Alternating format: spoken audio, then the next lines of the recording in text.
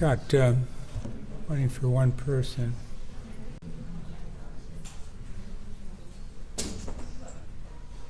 Amanda, do you have those handouts? I do. Okay.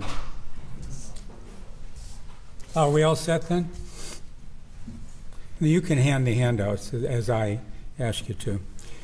All right, thank you very much for waiting. I appreciate your patience. We wanted to wait for TV Warren and a few other things. To begin with, I'd like to say this meeting today, frankly, is all about one thing, term limits, and how it has been manipulated. And the fact that we're running the responding to citizen concerns, the City Council was doing nothing for the citizens but using the law firm, Plunkett.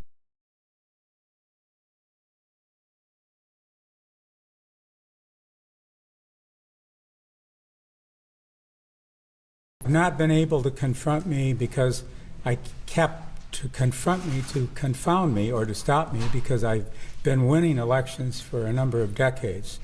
And I might add that I have never lost any election, period, in 40 years. I have been opposed to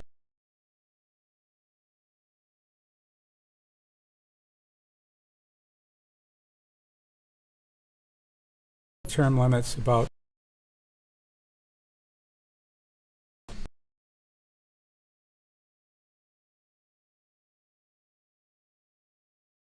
now for service to the people, not outside law.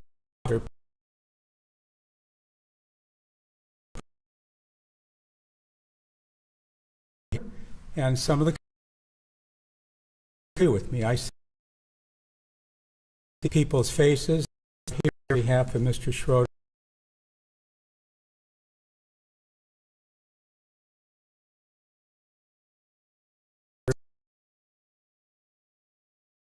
Yesterday morning when I was jogging by the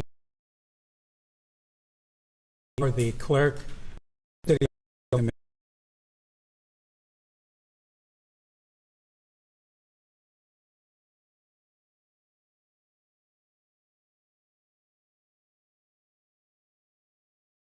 expressing their hope that somehow I could still get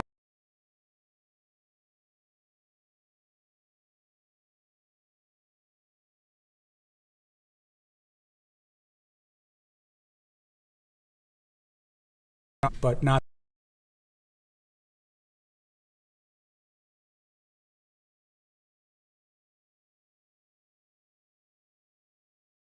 polls show that I consistently receive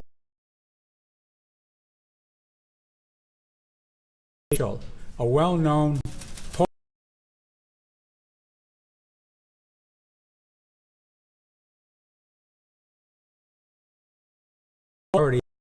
against all your other, but the Supreme Court, they don't want to hear my case, period.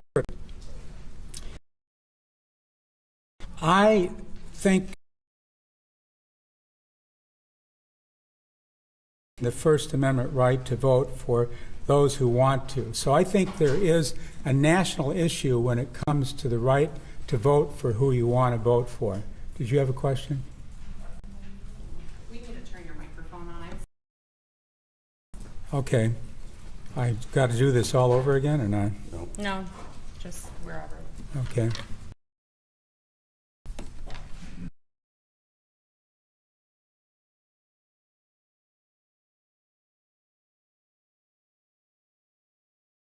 Say, but whatever. Some of my media friends out there that are friends of Jeff Schroeder, who Mr. Schroeder is the master Spengali. He knows how to meet with judges and attorneys. And now what I started to say, wherever I go, Warren are encouraging me to find a way to get back on the ballot. Or they are saying, do you have anybody you could recommend? Now, I want to thank the Warren residents for electing me mayor for a record 6 years. I do hold the record. And by the way, I hold the record for the highest percentage of vote. 2 elections in a row, I got over 80%. My weakest election, I think I got upper 50s, and according to Steve Mitchell, that's still a landslide. So I don't think I've done too bad. And I think it's because I've enjoyed serving and protecting the citizens of Warren and those who visit or work in Warren. Now, I first got elected to the Warren City Council a long time ago. Some of you may not have even been alive when I got elected. I got elected in 1981 and until 2007 when I chose to run for mayor. During both time periods, people knew that they could reach me 7 days a week and almost any time. I take calls at night, I take them in the morning, and my life is my job. I have a passion for serving. Now, sometimes I've made a few people mad because I return calls as late as 9:30 or 10. And we have one woman who goes to the city council meetings and she still complains that I called her at 9:30. And the council members encourage her to complain, and that's fine. And I don't obviously call her anymore, but I try to return all calls within 24 hours. And sometimes that means I return late calls. Now, as far as I'm concerned, a call to me is never too small or trivial to be taken care of, if at all possible. And that's what I've tried to do for 16 years and even before that. Since becoming mayor, I did some things that no mayor has done. I gave up my retirement. They made a campaign issue of it at the time, and they said, if Fouts gets elected, he's going to have a big retirement check. I said, fine, I'll give up my retirement check. And I see the city controller here. I thought I saw him. The city controller was shocked. He said, you're going to give up your retirement check? I said, yes, I'm working here for the citizens. So I gave up my retirement check. So I will be the first mayor not to get a retirement check, and that's fine. I'm not here to serve my pocketbook. I'm here to serve the citizens of Warren. I also gave up my city car. Previous mayors have had a city car. I said, I don't need one. I will use my own car. And they said, well, you can use gas. I said, I don't need city gas. I'll use my own gas. I gave up most of my lunch hours. Most of you know I work through my lunch hour.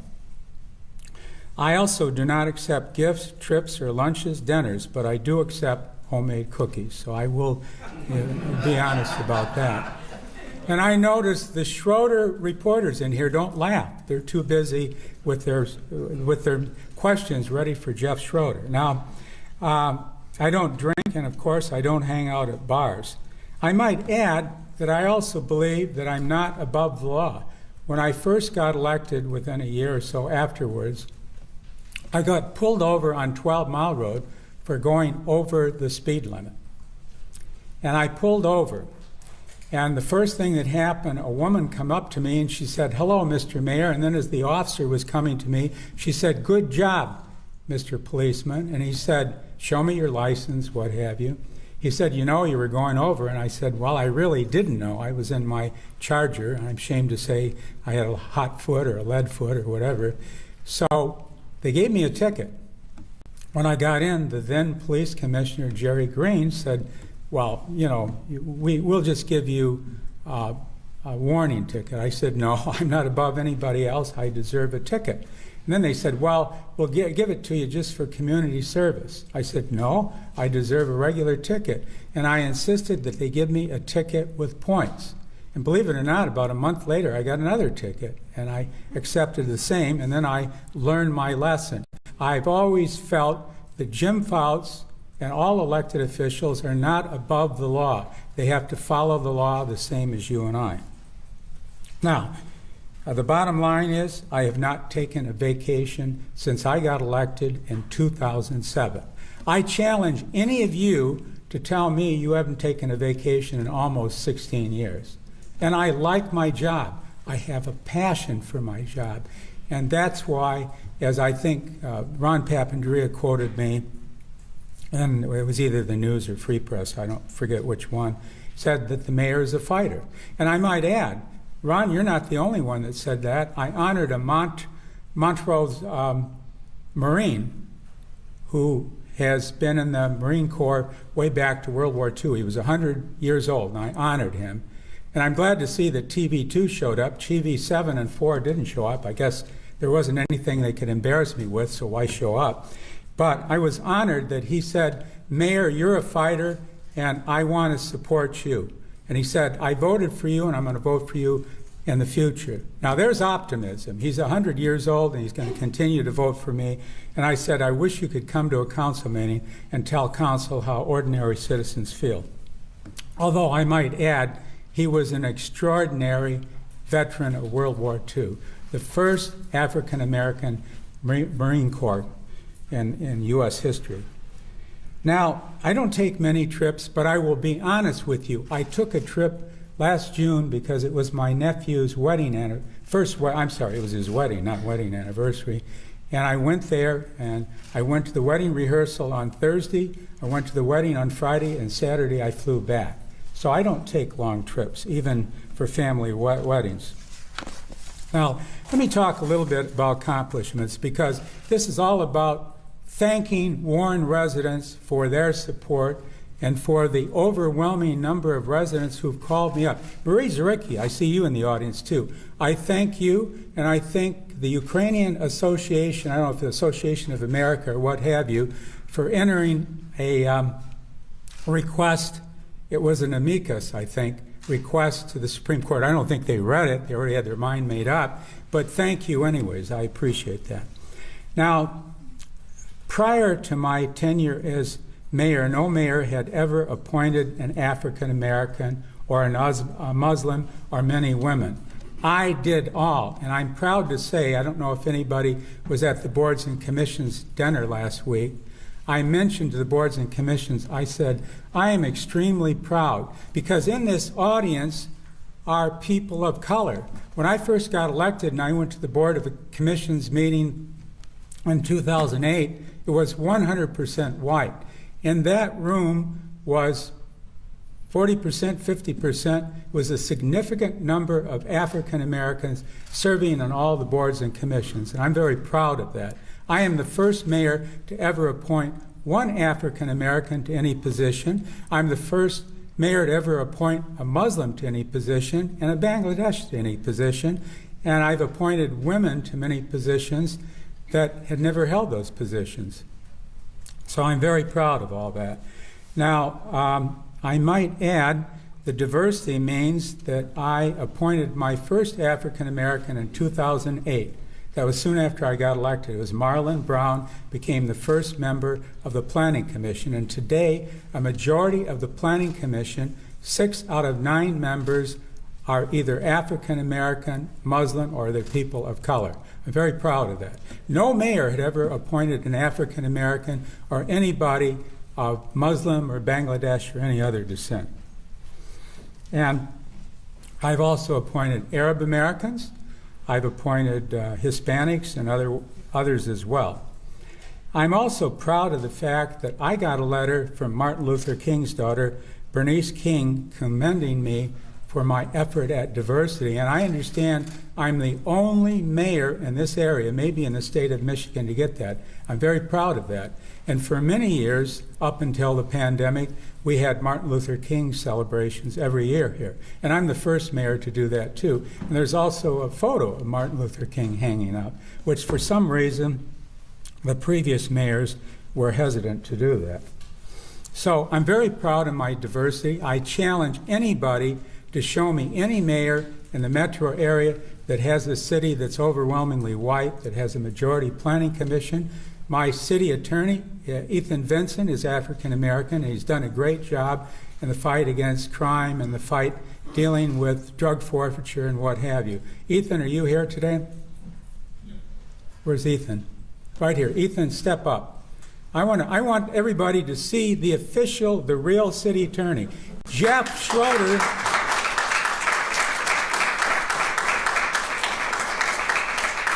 All right. Make no mistake about it. This man is city attorney, not Jeff Schroeder. He's a fraud.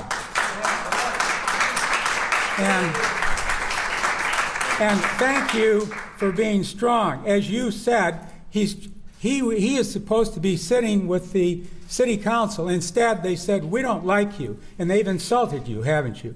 You've said that. They've insulted you. They've told you to sit down. They told you, they made you sit in the back row, basically, of the audience. They refused to recognize you as city attorney. Now, this is the fact that the Macomb County Circuit Court ruled that he's the city attorney, not Jeff Schroeder. Yet, Jeff Schroeder sits up there, and Chris Hall, I noticed that you gave a front page quote to Jeff Schroeder. He's a fraud, he doesn't belong up there, and all he's done is encourage not one, not two, not three, but 10 lawsuits against this mayor, the city clerk, and this city, and that's wrong. But he's the city attorney. Chris, you should be quoting him, not Jeff Schroeder. Now, the fact of the matter is that, and I forgive you, you probably thought Jeff Schroeder was the city attorney, so you had to give him a quote, and I apologize for that. Jeff Schroeder has talked to many people. When he worked here, he bragged that he could manipulate the press, he could manipulate all kinds of attorneys and law clerks and everything. Apparently he's done so. Now, public safety. I am proud of the fact that under the leadership of Skip McAdams, is Skip McAdams here? Skip McAdams? Skip, stand up, please. Please, come to the forefront. Come to the forefront. Under the leadership of Skip McAdams, and Skip has been with me almost as long as I've been here. I think, are you ranked the third longest serving member of my administration? He goes back to almost 15 years, 2008. 15 years. Now, this gentleman has done an outstanding job as fire commissioner. He's won the Gold Award not 1 year, 2 years, 3 years, but 8 years in a row for having the best fire department in the state. The Gold Award is awarded to fire departments that save lives, and no fire department has ever got the award that many years. And this city council tried to force me to fire him, and we won in court. And the city council also wanted to eliminate the cadet program, and we won that in court. So when they say that they win, they don't win. So, and also, I want to thank Skip. Also, thank you, Skip. Skip brought back the EMS, and before that, it was a private company that donated to the mayor and various council members at the time, including Melinda Moore, a big supporter of Universal. And you know, Melinda Moore didn't want you to hire the EMS. She wanted to keep it with their friends, Universal Ambulance. Well, we brought it back, and this gentleman has generated, am I right, $30 million? 38. How much? 38. $38 million in revenue for the taxpayers. Thank you. Now, remember this. The last two people that I brought up to you, Ethan Vincent and Skip McAdams, the council tried to force me to fire them. And we had to go to court, and the court had to tell Jeff Schroeder, you're not the attorney, and had to tell the council, you're not firing Skip McAdams. That's the kind of council we have. Now, the Skip McAdams is also responsible for building new fire stations. Skip, we have 2 new fire stations going up, is that correct? 2 new fire stations. No administration in history has that many new fire stations going up. And he brought back the EMS. This is a fully staffed fire department, and we have tons of new equipment. And how many new fire engines do we have, Skip? Taking delivery of 1 Wednesday, and 4 are on order to be delivered over the next 18 months. No fire department has ever built 2 stations and all kinds of equipment and EMS, right? The whole thing. That's because of Skip McAdams. And by the way, they have a quick response time too. Now, I always say it is the Warren professional firefighters, and they do an outstanding job. Now, our police department. I would ask Bill Dwyer to come up here, but he's on vacation in sunny Florida. I'd rather be here. It's like 95. Here it's beautiful.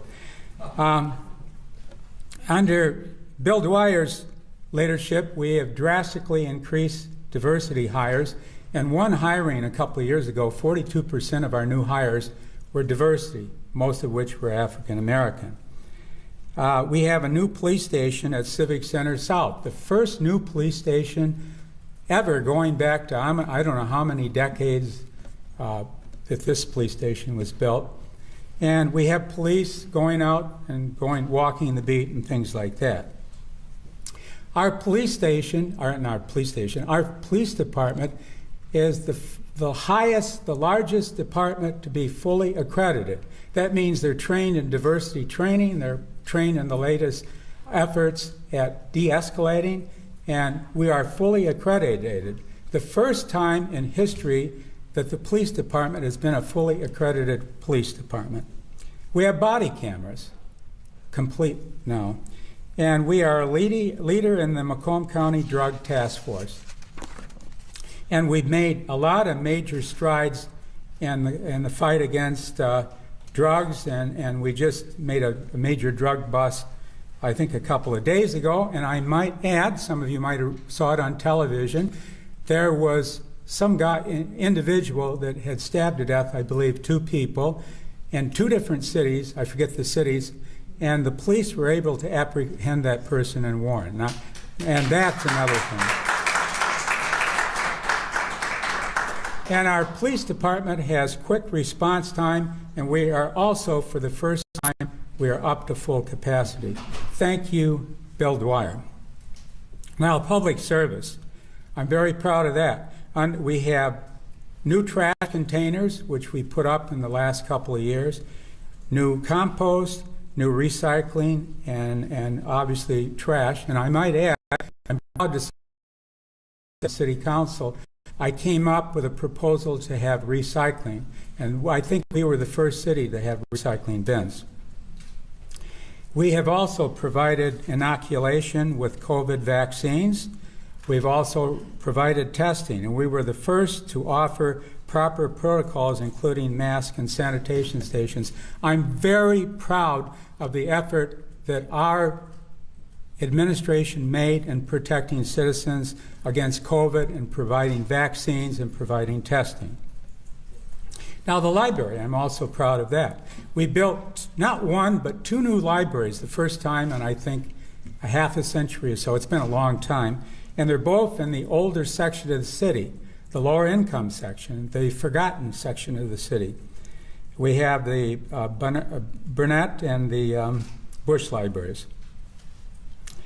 We also are the first administration, which I'm proud of soon after I became mayor, to provide blight sweeps, where we went out and we clean up areas starting in April of each year, and we go through October. And I've gotten compliments about that. And let's see, is our blight sweep director here, Jim? In the back.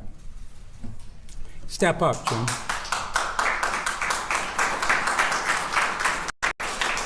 And I said Jim. Tom Scott is who I meant to say. Tom, did you want to add anything about our blight sweeps? No, Mayor, we're currently just getting started on them. We look forward to being very successful as we have done in the past. And if anybody needs a request for service, please call our office at 574-4662. Thank you. And he's done a great job, dedicated. Now, also, we have the best fund balance, I think, in the state of Michigan. And our outstanding leader for that is Rick Fox. Rick, are you here? Okay.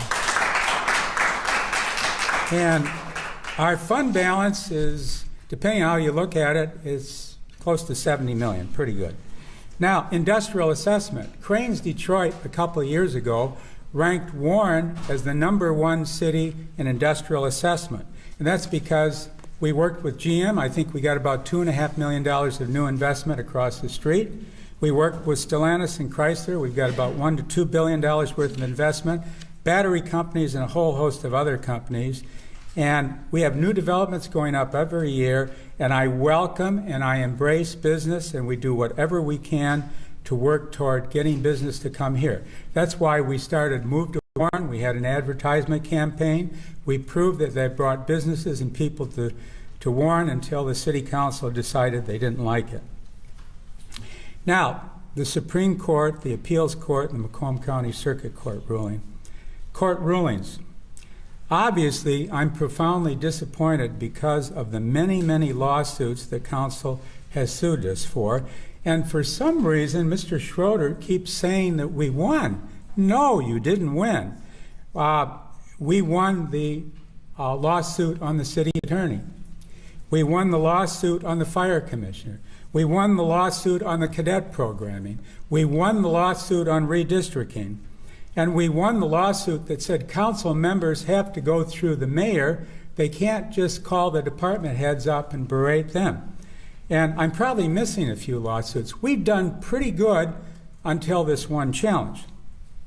Now, as I indicated, the council has sued me or the city 10 times. Before this, no council in the history of Warren had ever sued the mayor once. So what is this? It's hundreds of thousands of dollars, probably millions of dollars, wasted in taxpayer money because the city council thinks the way to solve a problem is to sue the mayor or sue the clerk. And I want to take a minute and say our clerk, Sonia Buffa, is an outstanding city clerk. As a matter of fact, I say she's the best city clerk in the history of Warren. When she was assistant to Paul Wino, I'd call Paul Wino up and I'd say, Paul, I have this question. He'd say, check with Sonia. And then the clerk before him, Richard Salaka, he'd say the same thing, check with Sonia. Sonia Buffa is the hardest working clerk I've ever seen. She's extremely non-political, and she is extremely professional.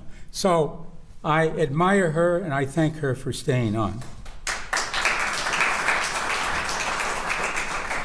Now, the ruling yesterday was a profound disappointment because it already basically solidified the manipulation process of the election. And the point that we wanted the Supreme Court and the Court of Appeals to hear, rather than manipulate the election process, let the people decide. If the people don't like Jim Fouts, out he goes.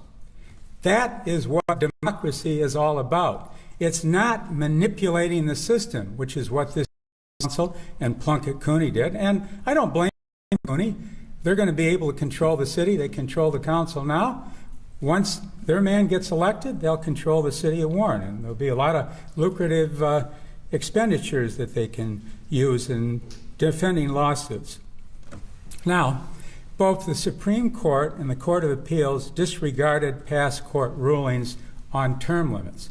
If you read the Supreme Court past rulings, they said that in order for it to be retroactive, it must be clear. It wasn't clear.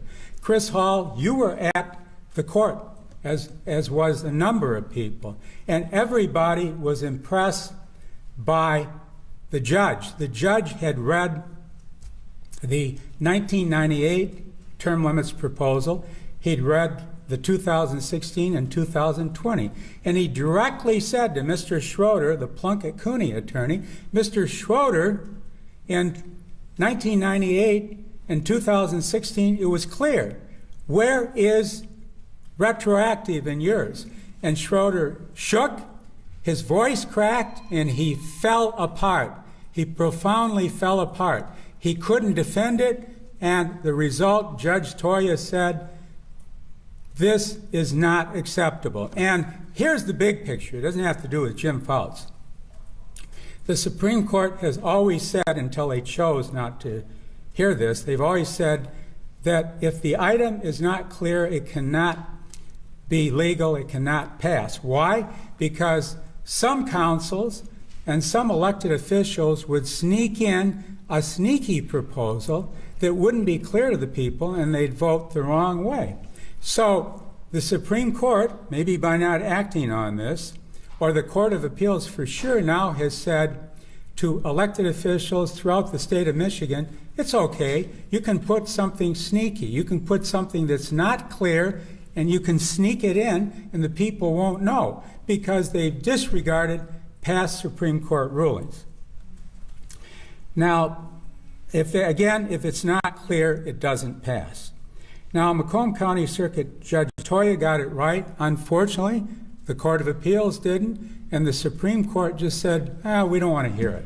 And I talked to an attorney. I said, why won't they hear it? He said, Mayor, they don't want to be bothered. This is a complicated case, and they don't want to offend people that might want them to vote to keep you barred. I talked to an election expert, Gerald Fisher, professor at Cooley. He helped the Ukrainians out. He said that opinion by Judge Toya is solid. Everybody I talked to said the opinion by Judge Toya is solid. Why the Court of Appeals didn't understand it, I don't know. But the bottom line is the Court of Appeals did a couple of concerns. And Bill Ballinger in the Detroit News today was quoted as saying, Jim Fouts somehow may have rubbed the Court of Appeals judges wrong, and that's why they voted the way they did. You know what? I'm surprised by that. The judges are supposed to rule on the law, and the law is if it's not clear, it can't go forward. But somehow the Court of Appeals said, we don't care about the law. We don't care about past court rulings. We just think